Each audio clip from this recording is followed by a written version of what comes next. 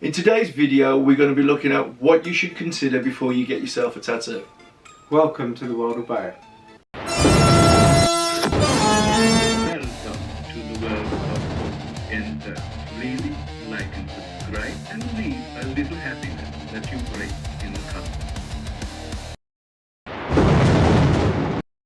Welcome to today's video. Today we're going to have a sit-down, relaxing chat of what you should consider before getting yourself a tattoo. We're going to cover numerous topics of questions people have asked us over the years, and hopefully you'll learn something and we'll all be happy. So do you want to start with the first question then? Yep. So, find a tattoo artist, research your artist. Check the reviews and the artwork in their styles. Right, this is something we hear a lot of people who come into the studio. They've literally been elsewhere and they've had a terrible experience, and you can sort of blame the tattoo artist who obviously is not doing the service he should be doing, but also you've got to take a little bit into account for the person who's actually booked in with that artist. Because if you haven't researched your tattoo artist and you haven't looked into if you can do the style you want, or if you can do the actual job itself, or the type of person he is, then that's going to be on you a little bit. What we suggest at Black Omens, and what we've always done, is basically give us a call. We can have a proper chat. If you've got any questions or anything you're unsure about or whatever, we can answer them for you there and then. But I would also suggest that you, one, check Google reviews.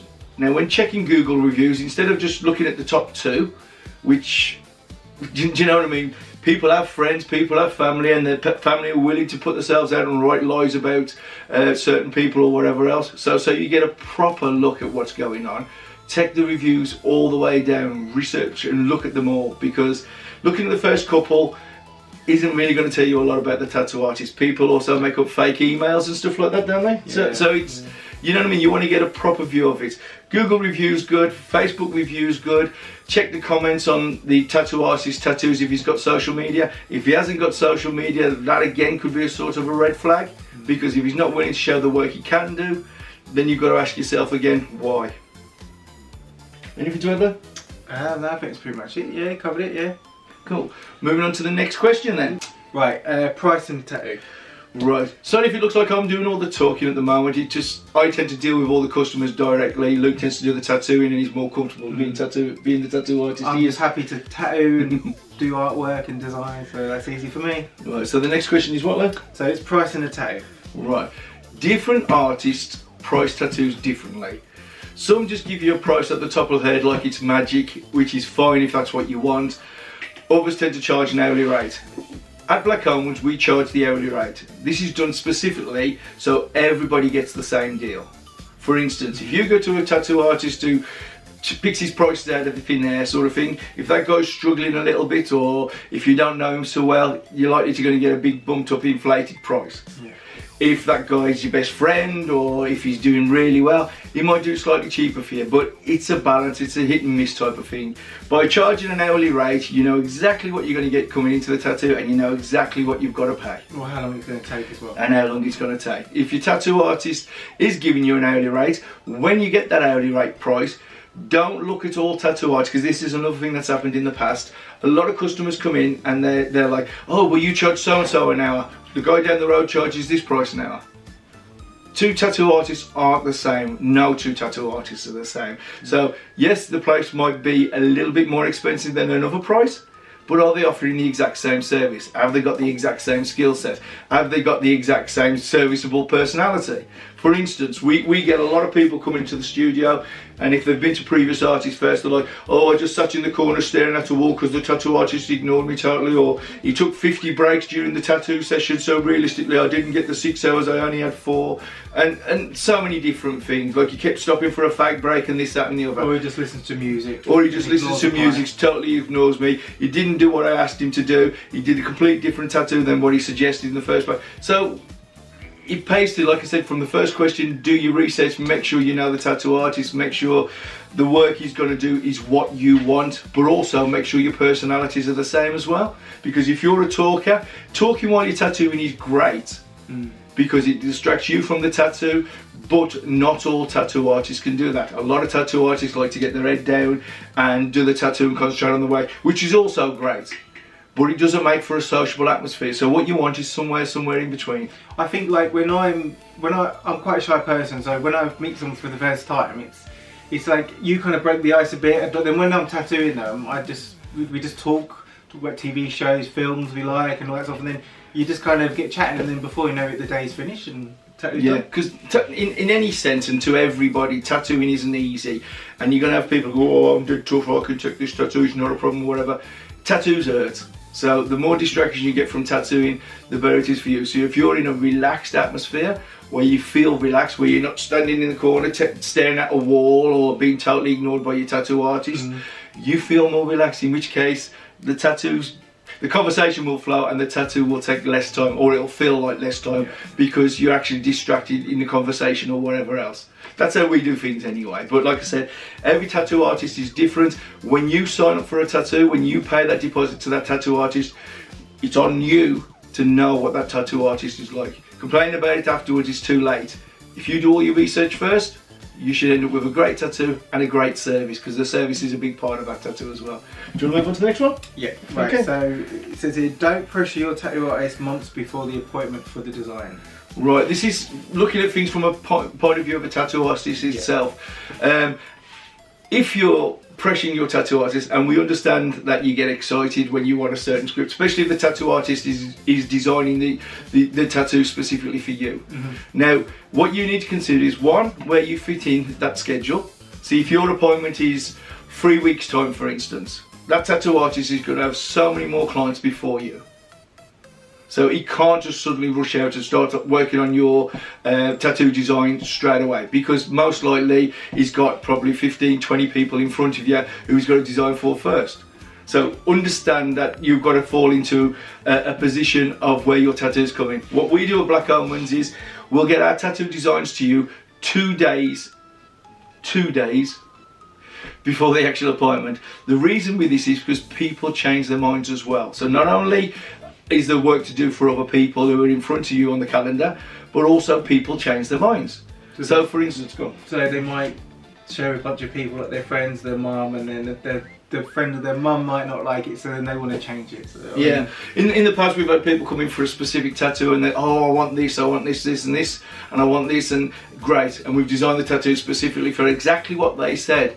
But then in that meantime, they've spoken to their mum or their granddad or their uncle or a mate in the pub, and they've said, oh, don't go for that, that's too cheesy, or that's this, this and this. So they come back and they change it. If your tattoo artist has just spent 3 hours designing you a bespoke tattoo, the last thing you want is to make changes to that.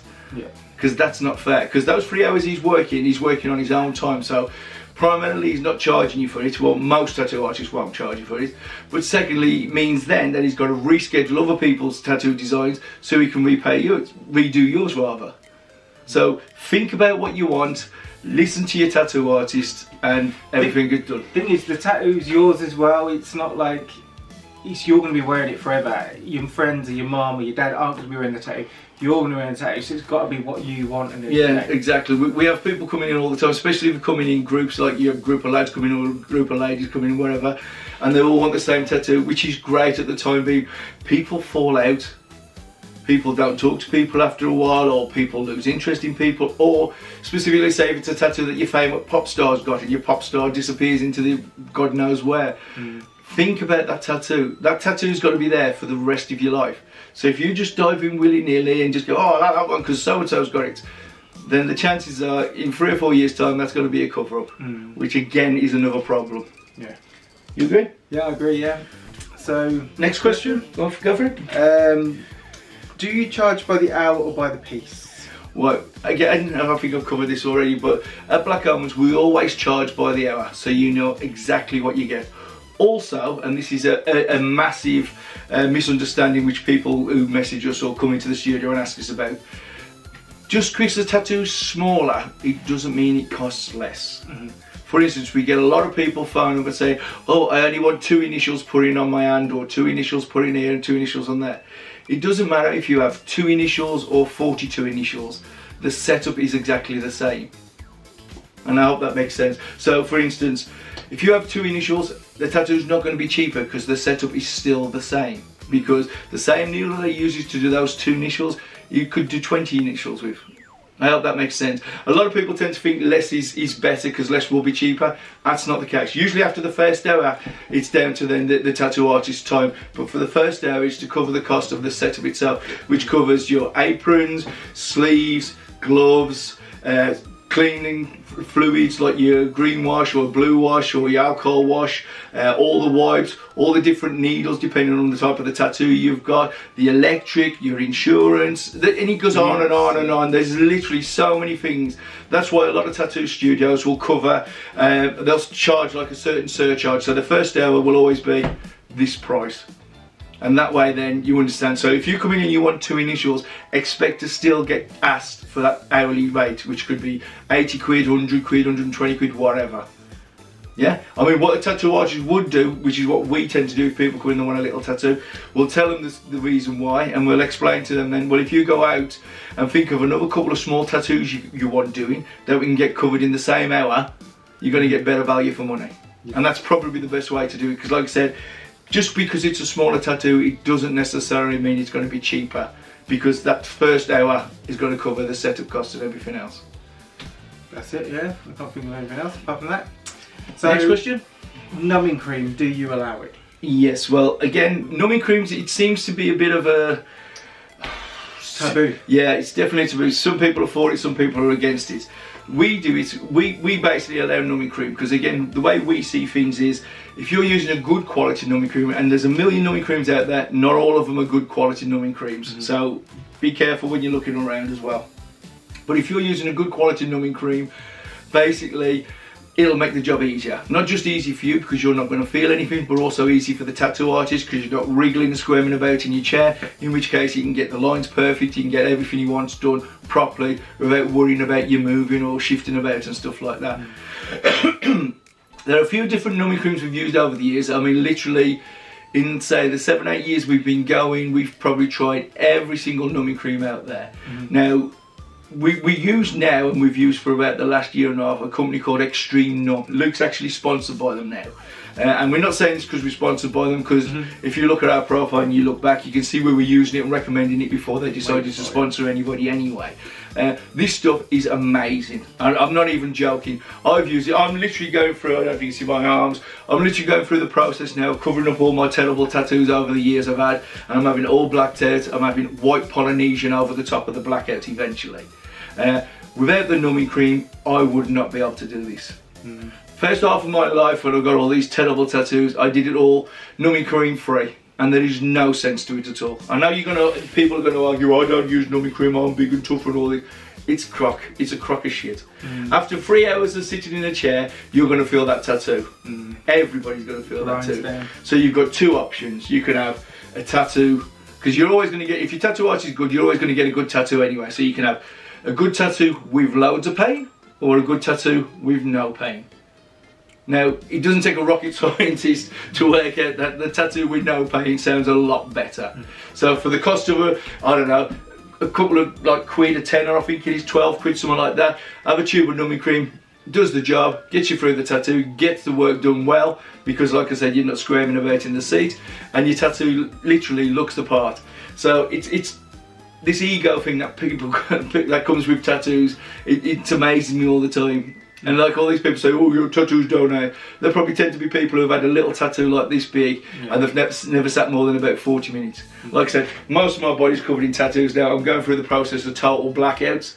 Now, if you want an extreme tattoo, a total blackout is an extreme tattoo, and I would not be able to do it now without the numbing cream, because it really helps. And again, shout out to Extreme Numb for sponsoring Luke and for making my tattoos a lot easier and a lot more comfortable than they ever were. So what we're going to do is we're going to stop it there. Rather than ramble on for the next 30 minutes and make this video ridiculously long, we'll leave it and make a part 2. So the first 5 questions which we've done today give you an insight into the way we do things. Now, before I say goodbye, what we will say is every tattoo artist is different. Yeah. Right. Every tattoo artist has got different skill sets, different social media. Some tattoo artists are really shy, some tattoo artists are very extroverted and they talk a lot, which is whatever. It's your job as the client to work out what you need and then to find that tattoo artist that most suits your personality. Yeah. Because complaining about it later is too late. Tattoos last forever, basically. So you want to do as much research as you can into finding your ideal tattoo artist. And if that tattoo artist won't even pick up the phone to talk to you, then maybe he's not the guy for you. Or the girl for you, should I say. You know what I mean? Talk to your tattoo artist, explain to him what you want, but don't think of it just as a tattoo, because it's not, it's the whole experience as well. You want to be comfortable while you're doing that. You want to feel comfortable. You want to be able to interact. You don't want to feel like you're sitting there all crooked up in the corner staring at the brick wall, totally being ignored, because that'll make the experience so much more painful and so much more horrible to endure, basically. Anyway, we'll get into it next time. So it's been great chatting to you, and if you like this video, like it, subscribe if you're not subscribed already, and we'll call back soon and we'll chat again in part 2. Okay, so bye for now. See you later. Strangely, the dawn is approaching, and for now, I bid you all farewell.